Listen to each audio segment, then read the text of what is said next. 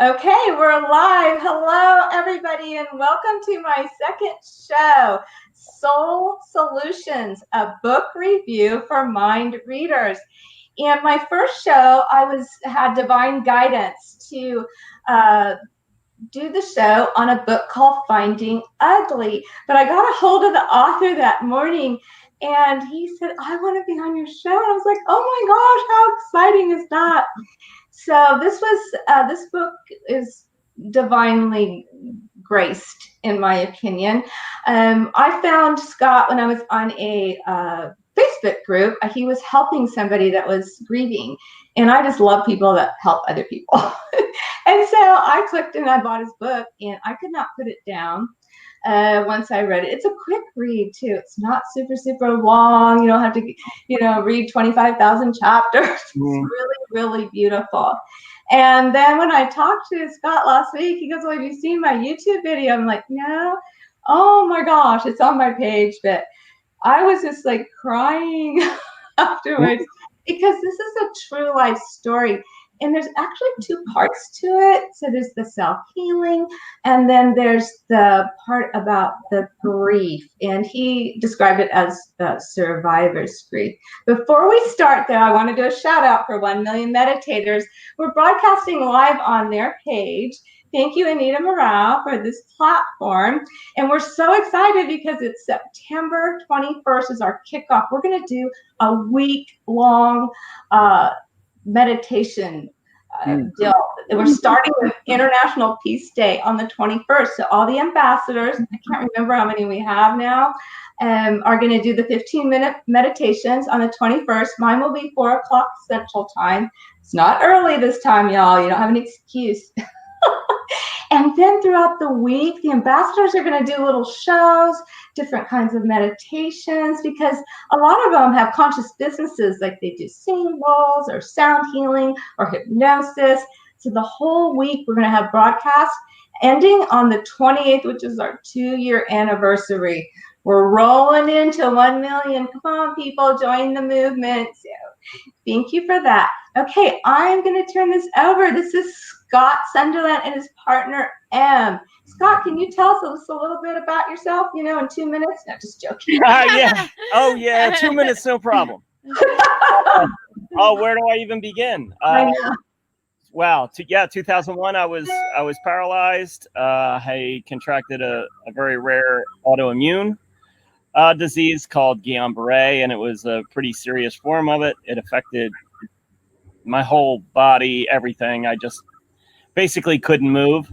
And I knew when I was in that hospital bed that I created it for myself. I knew I did it because 3 months before, I owned a construction company, and 3 months before it, I was working crazy hours and just under a tremendous amount of stress. And all I kept thinking of was, I just want to go home and I just want to go to sleep. I really just wanted everything to go away.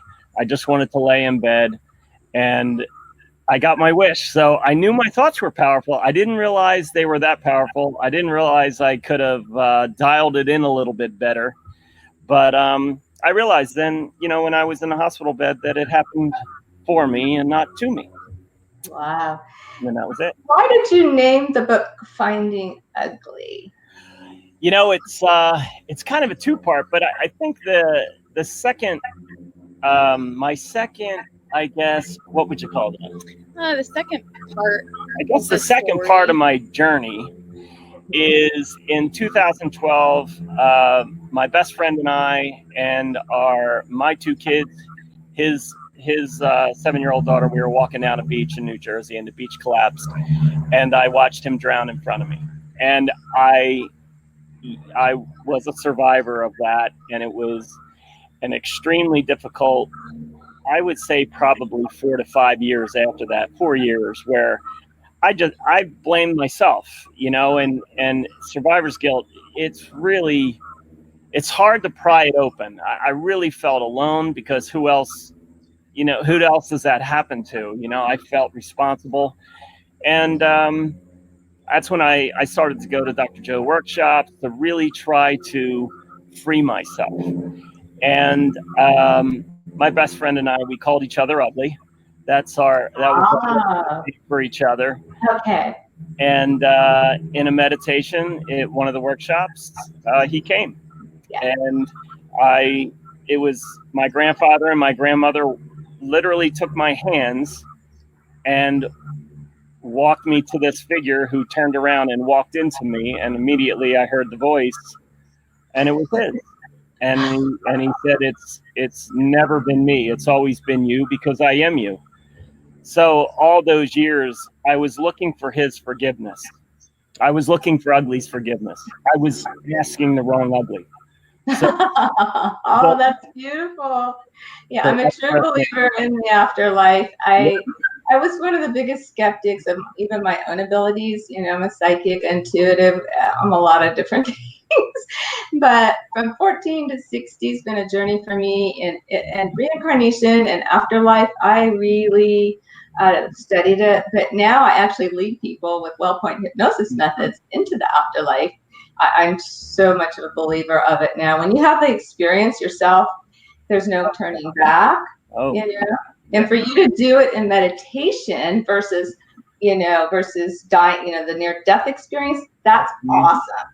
And you can also do it via spiritual hypnosis too. Mm-hmm. So you don't have to have a near-death experience to communicate with the afterlife. That's just amazing. So Em, what about you? A little bit about you. Can you chime in here? Don't want to leave you out. Yes. So I met, I actually heard Scott's story through, there was a Dr. Joe Dispenza Facebook group when I had kind of started down the path. I had never actually been like a spiritual person or self-development or anything really like that until I got to a place in my life where, unfortunately, I think a lot of us get to, where I was desperate. I knew I needed something else, but I didn't know what that was. So I found a book sitting on my mom's nightstand called You Are the Placebo, and I read it, and it completely changed my life. It opened, this door for me that I didn't even really know existed before. And I started down the quote unquote spiritual path, and, going within and going to the scary places most people don't want to go to. And after doing a lot of work internally, and then I went to a couple workshops, it was like, okay, time to start a new life, a fresh life with, letting go of all those things that have been holding me back for all those years. So I went home and made a lot of changes, went to a couple more workshops, and that's actually where I met him. I had known his story, and I was so inspired, obviously. Yeah. And we pretty much right away, we knew that we had done this many times together before, and that we had finally found each other again in this life. There was really no dating. It was like, all right, this is how it used to be. This is how it's always been, and this is how it will always be. So, for sure. And then, the last 2 years, I was with him while I was writing the book. It was so inspiring to watch and be a part of, and we just were determined to share this work with other people and help other people change their lives, because we knew the struggles and the difficulties, but we also knew the amazing results of doing it. So yeah, that's what we do now. So meditation, was that a big part of your healing, do you feel? Absolutely. It was probably one of the biggest tools in healing. Absolutely. And I had never been a meditator before. So for people out there watching this, like, the first 6 months of me meditating was a joke. It was like trying to get my mind silent was very difficult. The meditations we do are guided meditations. They're quite different than other ones, but as we've both said, it's kind of like hitting the sweet spot. So when you'll have one that you finally hit the sweet spot, and from there it gets easier and easier. I also now work with people on breath work and the impact of breath work that like healing, how much healing you can have from that as well. So important. So Anita Morel, the founder of 1 Million Meditators, had her concept of the 1 Million Meditators at a Dr. Joe Dispenza workshop herself. I am also an advanced student. Yeah. I had a spontaneous healing, but it was an emotional addiction healing. It wasn't physical. You can actually get addicted to emotions. I didn't know that till I read his books. Oh yeah. So that was a big one for me. But then I healed myself with other things, but it took longer. It took years. So sometimes it can happen like that. Yep. And other times, it takes a while. So my message to people is don't give up, right? Yeah. Oh no. Yeah, I was just having a conversation with someone about this. People say, they want to go to these different workshops or meditate or whatever to heal, but there's never an end game to that. It's a path of healing. There's always more and more layers to uncover. And I didn't even go to workshop. I just listened and it worked. Yeah. But I knew that I had to continue to get that baby neural network, that new birth of healing had to get solidified. Otherwise, you can just go right back to like an old habit or to your old emotional addiction. You have to continue to strengthen it. And so you continue the meditations. I knew that, so I hung on to it for different life. And then the old one will just die off, that old neural network. It'll fight though. Oh, yeah. It'll say, don't meditate. Oh, that's not working. It really even becomes, more than just meditation. You really have to live it. You have to know when those thoughts, those feelings come, what your mind is trying to do. Your mind's just trying to make you feel. That's it. Its job is to make the body feel. Doesn't know the difference between a good feeling and a bad feeling. Only you do. Yeah. And the mind just wants the reaction, because if the body can be, active, and, if I can, me being the mind, give you an idea and get you stuck on that idea for an hour, for a day, for a week, for 3 months, or 40 years, then my job's pretty much done. All I need to do is keep hitting you with something, an event that triggers that feeling, and then you're done. So, when addicts. We go, we really are. We're just addicts. We get in that, that feeling, whatever it is, whether it's loss, whether it's lack, whatever. And then obviously those things are going to show up to support it. So you really have to get this right. You really have to have your thoughts right. And when those old feelings show up, know that, wait a minute, I know what's happening here. My mind is just trying to do its job. I need to not put my attention on this issue, not on this feeling, and switch it, change it. So then what I do want is what I want to show up. So I just have to convey that to my mind. It's a long process. Sometimes it's longer than others, but it works. That's how you basically stop being yourself. It's exactly what Joe says. We're just trying to stop being the addict of being ourselves. That's it. I call it like my subconscious mind is like a quantum computer. So it doesn't have feelings. It's just running software. And it's the old software. You got to delete it and, and put in some new. So I kind of relate it that way. And then I feel like my higher self, that's my God self. We call it the quantum field, or people call it different sense, call it God, you can call it, higher self. But that's all knowing, and you can connect to that space in meditation too, which is really beautiful. When that happens, you have some really great experiences. But when I first started, I had terrible back pain. Don't have it anymore. Took me a while, but not having. So I laid down, and he was like in the workshop, you need to sit up. To be honest, like, I didn't want to because it hurt. But I learned to do it laying down. And he says there's no bad meditation. And that helped me a lot, because I kept, am I doing it like the right way? And a lot of people get hung up on that. Oh, big time. Do it, you just do it. Yep. So part of your cover was turning your worst moment into something great, or something like that.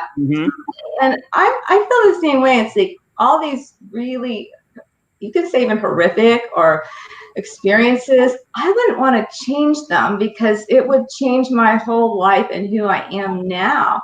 And talk a little bit about why you put that on the front of your cover. Well, because I think in both experiences, it made me reach for something that obviously I was a part of.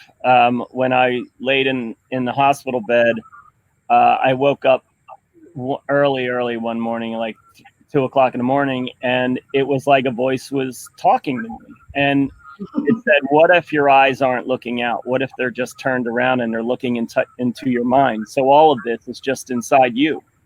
So that became my little mantra. It's all just inside me. So these legs that wouldn't work, my arms that wouldn't work, the room that I was in, it was very easy because my environment was very small. I was in a hospital room, so I could focus on that and think, what if this really is just an illusion, like quantum physics says? Now, this is back in 2001.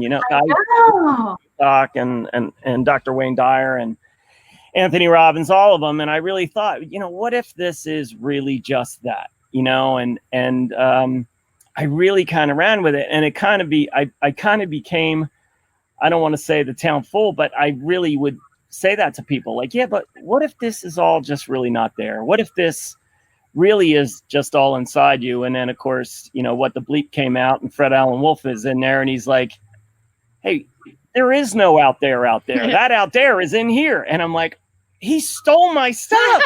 And I'm like, that's it. It really is that. And we really do try to live our life that it is all inside you. And when you do that, things show up that are they just show up out of nowhere.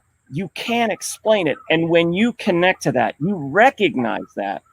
That's the universe. That's the God that you are. Yeah. You are. You like Jim Carrey says, you're just the character. So if you really are the God, if you really are the miracle, then things can show up for you. And when you pay attention to it, when you see that and say, wait a minute, now that's not a coincidence. That showed up. More comes, bigger things show up. And then there's just no denying it. Songs come on. Our life is just pretty magical. It's insane, the stuff that shows up, because it really, we're connected. We believe. We just believe.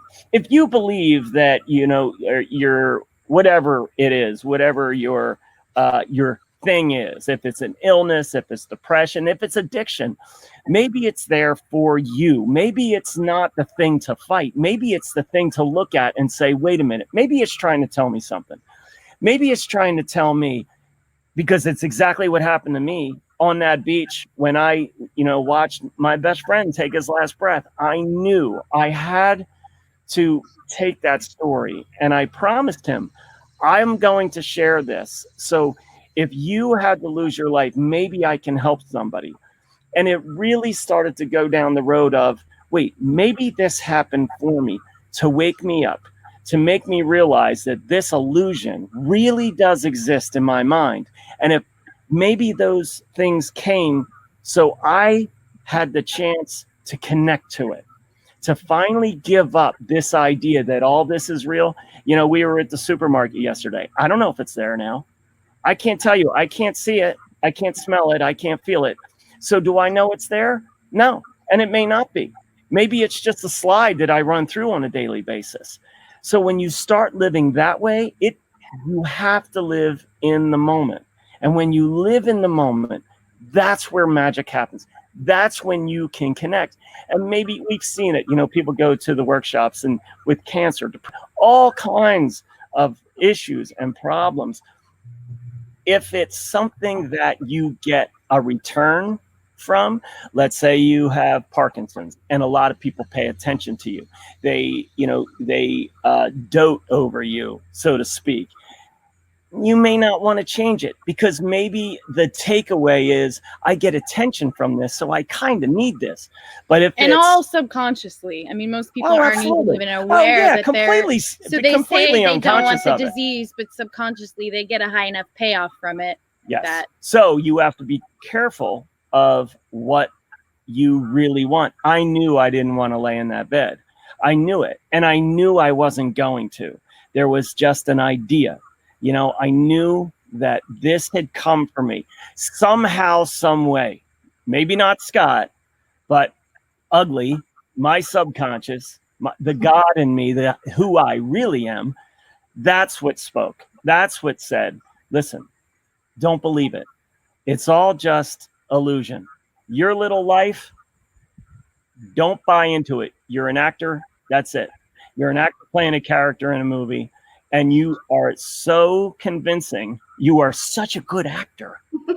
You forgot that you're playing a character in a movie and you're believing it. It's like Jim Carrey walking around thinking he's the character that he's playing in the movies. So if we can stop that and get away from that, it opens. And I'm reading a new book, which I don't really want to get off of yours, but it's called Tifty the Priestess. It talks about that we're in movies and that you can change your scripts. So that's called composing reality. Really? So now you can like decide what you want to do in your future. Have you had any fun with that? Oh, all the time. Our lives are. We're living our future lives now. In fact, we were in one of the Cancun workshops because we've been to a bunch of them. I was at Cancun too. Yeah. We went to this. We're in Gran Vilas, and we saw Joe. And he came walking out, and it was like we were, the first 2 days, we're by the pool. We do the morning meditations and then the afternoons, and he came out, and it was like we were caught. We were busted. And dude, you have to understand, this is our mind movie, and we know what happens in that room so much. We know we created this. This is our mind movie. And man, that is truly what our life is. And I think you get over a hump where suddenly you're going uphill, and then you start to crest it. And then suddenly, yeah, I know I'm doing this. And then the magic just comes. And whether it's a Dr. Joe Dispenza workshop or any other kind of spiritual retreat, it's important to then take that home and, like he said, not just meditate for an hour in the morning and then you forget about all of it. It's about doing that moment to moment to moment and consistently doing that. And like he said, when you do, it's not always an easy path. It's not always an easy road. And we have had to overcome many challenges and still do, you know what I mean? But your baseline grows every time you let go of an old program or an old habit or whatever it may be, you leave room for new to come in, and you literally can create on a moment to moment basis. Yeah, for sure. Yeah, it's pretty wonderful, the meditation part. And I always feel like, people want answers, so they want, teachers, and they want books, and they want to know how do you do it? And I love that. I love sharing my experience, and but I think I always say we're all snowflakes. So what worked for me was a combination of several modalities, not just Dr. Joe. And for you, it might have been tapping, and for somebody else, it might have been Tony Robbins, or because it was business or something. We all kind of just feel our way through and take what works. And I call it making soup. What do you put in your own soup that's going to work for you? The one common thing in all of it, it's you. That's the one common thing, and that's what I tell everybody is it's you. You have the power to do it. And granted, it may be a modality like tapping. I have nothing against anything like that, but it's the belief in that. That is it's inside you. And if that works for you, it's the belief in it, but it's still you. It is still you. So when you take that pot of soup and you take all the ingredients out, what is the ingredient that has that taste to it? It's the basic ingredient. It's just the pot. It's you. So that's cute. I'm just simple works. Whatever you want into it. Because we get bogged down in all of the ingredients. Wait, is it the carrots? Yeah. Is it the celery? Is it the bread? What is it? What spices did you use? Yes. And am I doing it right or wrong? Yeah, am I doing it right or wrong? Just do it. Just do it. Just do it. Believe it's there. Just know that it's there. The whole thing with that video really was to show people, listen, it's there for you. You can live this life that is hard. You can not have enough money. You can never find, your person. You can live paycheck to paycheck. You can do all those things, but also you can create the most beautiful life for yourself. It's your choice. But we live in an environment where we surround ourselves with people that are just, they can't even look because they are just so bogged down with their life. They're so bogged down by being themselves. You have to stop being yourself. You have to be bigger. You have to be the God. You have to be the miracle. That's what you have to tap into. You know, Joe says it all the time. What's happening in your mind? You know, anybody, anybody within any kind of background in quantum physics will tell you what is going on in your body in a second-to-second basis is mind-boggling. But yet you can't figure anything out for yourself. We are that miracle. It's just happening. That's it. Yeah, and I'm all about, our vibration. Everybody talks about the law of attraction. I'm about the law of vibration and attraction, but keeping ourselves in a high vibe and high frequency, keeping our frequency attuned, so that our quantum computer can work, because it's going to get stuck. It's like a car that has no oil, it's really running rough, but keep your vibes high, Yes. music, exercise, healthy foods, all that good stuff. It really helps. Yeah. That helps a lot. So there's lots of little things to it. You really have to watch who you spend your time with. We talk about throwing a ball. You got to be careful who you let in on the catch, because suddenly, if you have all this energy and you throw the ball to somebody and throw it back, it's going to be filled with snot. You know what I mean? It's going to be filled with all this stuff that you don't want, and the energy's gone. So you really have to fill yourself with energy. And what we have really found out, which is really why we started, doing what we do, is because when people would go to workshops, they would come back, and a week later, all that they had learned. And it wasn't even what they learned. It's the vibration that they reached, the energy that reached in their body. Suddenly, after a week of being back into the old environment where their old energy was, took back over. Right. Now, a week, 2 weeks later, you're out of the energy. You're gone. Wait, what happened to me? See, this isn't working for me. Right. What you do is you need to stay in that energy. So how do you do that?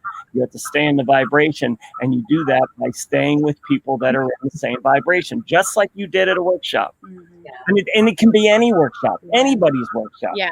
It's like going on vacation. You go to Hawaii for 2 weeks. You're like, oh my God, my life is so different. You go right back into the old energy. Boom. 2 weeks later, like you never went anywhere. And it's not just the people, but what you're filling your mind with, the videos you're watching, the books you're reading, what's the computer. Yeah. So it's not just the people, the 5 people you're spending time with. Those people don't have to be with you physically. Yes. Who are you listening to? You know, all of that. Yeah. I think that's why too, that, I love myself and the planet, why I was so attracted to the 1 Million Meditators, because it was very, very simple, but huge. I love myself. Like, that's something that a lot of people don't understand. I didn't for a long time. And that when you really fully love yourself, it's powerful. It is. Absolutely. Without a doubt. It's where it starts. It's hard. Where it all starts. And I know the moment it happened to me. Indian Wells, and I was volunteering and meditation there. My heart exploded. That's the only way I just knew it. It was like, wow, I'm different. I don't know where he went, but somebody stepped in, because this is different. And man, my heart just exploded. And I became a different person. I became light all of a sudden. It was like, I look different. And I got my mission statement, to teach love by being an example of love. Because I ask, why am I here? If you ask questions, the universe, God, they'll give you the answer. But then I was like, okay, well, how do I teach love? I didn't know, because I didn't love myself quite yet. So I had the mission, and then I had to kind of catch up to it. Absolutely. How can we find you if we need help? That's your deal. Yeah. So we have a closed Facebook group called The Freedom Project. If anyone's interested in that, they can message me on Facebook under Em Hollis, or they can email at freedomproject222@gmail.com. We also have a website, freedomproject222.com. So they can reach out to either one of us. It's a course that we created actually only about 7 months ago, and and our partner Simon, who lives in the UK, and he's a gorgeous English man. He works with us on that too. So you actually get 3 different teachings throughout the 6-week course. So it's been pretty amazing. It really has, yeah. Awesome. I call myself a spiritual broker because I teach and I do readings, but I'm not the all with, know all. So I love to help other people and absolutely places to go to, because, and I try when I do find somebody like, you need to go over to here, or you need to go there. So I'm always looking for people. So I'm going to go ahead in my YouTube. I'll turn this into YouTube. I'll put your links in the notes on the YouTube so that people can find you. Awesome. And oh my gosh, I'm so glad Spirit led me to you. Yeah, thank you so much. Yeah, thanks for having us. It was awesome. Gotta buy Finding Ugly. It's what is it, like $8 or something? Yeah. Oh, I think it's $7.99 on Amazon. I don't even know. Yeah, I mean, it's just a no-brainer. It's going to touch your heart, and then you can look up Scott on YouTube too and watch the video. Yep. I mean, if you think your day is bad, go watch that. It's definitely 2-part because it definitely lifts you. That's the thing. It definitely lifts you up. It's definitely inspiration, and that's really what we need. We need that. People need to know it's possible. Yeah. Well, thank you so much. I'm going to close the show. It was wonderful having you, and actually, it's the first time I've ever met you on face-to-face. Yeah. Awesome. It's beautiful. And everybody, please join the movement, 1 Million Meditators, because the law of oneness brings us all together. And when we all focus on I love myself and the planet, just imagine what that can do. I'm going to leave you with that one. Okay, everybody, bye. And I'll see you every Tuesday. A new book. If you're an author, you have a book that you want me to review and you want to come on the show, let me know. Thank you so much. See ya. Bye. Bye.